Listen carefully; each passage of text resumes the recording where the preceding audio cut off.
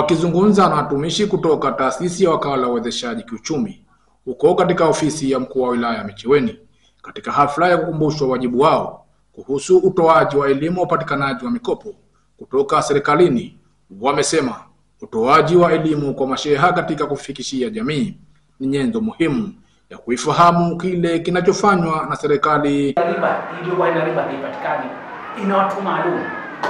Sio kama elimu haifiki, lakini hakukimuuliza kwa nasikia niko, lakini hapana kwa kama pesa hizi au kwa faida patikana wapi. Na shukrani ndio tunaeleza ile kitu kidogo. Lakini watu wengi wasikie kwenda mikopo ya kausha damu. Kwa kweli inaomba sana. Kwa hivyo naomba tushapata elimu, lakini mtu tutapata pia, lakini nyinyi mpange siku maalum taratibu maalum wa kupitia hapo kwenye mashauri kwa taaluma.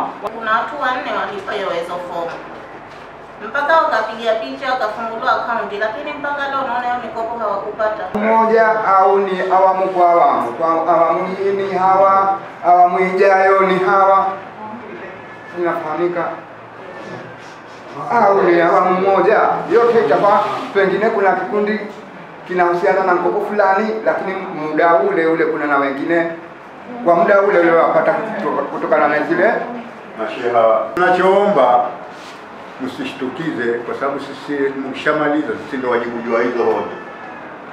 Mje mtupe taaluma kama hii, tutakuwa na 1, 2, 3, 4 kama hivi, sasa nishajua kinachoendelea.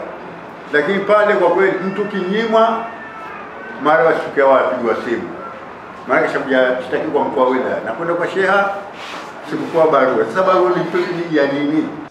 Kwa upande wake, msimamizi wa afisa wa mikopo kutoka wakala wa uwezeshaji kiuchumi Suleiman Alhamadi amesema uongozi wa shehia una mchango mkubwa wa kuisaidia taasisi ili kuepuka kero ambazo zinaweza kujitokeza, huku afisa wa mikopo wa kiwezeshaji kiuchumi ndugu Haji Hamis Haji amesema, kwa hiyo yeye ndio mtu wa mwanzo kutupa sisi go ahead ya pale kile tunachotaka kukifanya, kwamba vipi tuendelee ama tuishie hapo.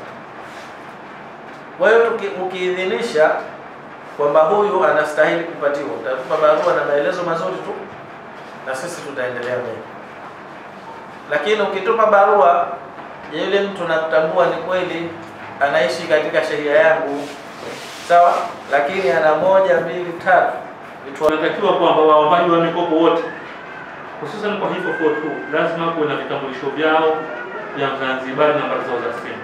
Ukiingiza kule nasema kwamba huyu tayari ana mkopo. Lakini pia na benki nayo wana utaratibu wao. Wakiingiza kule wanajua kwamba mtu huyu ana mkopo hali fulani. Nikiripoti kutoka Kisiwani Pemba, ni mimi Maulid Hamisi.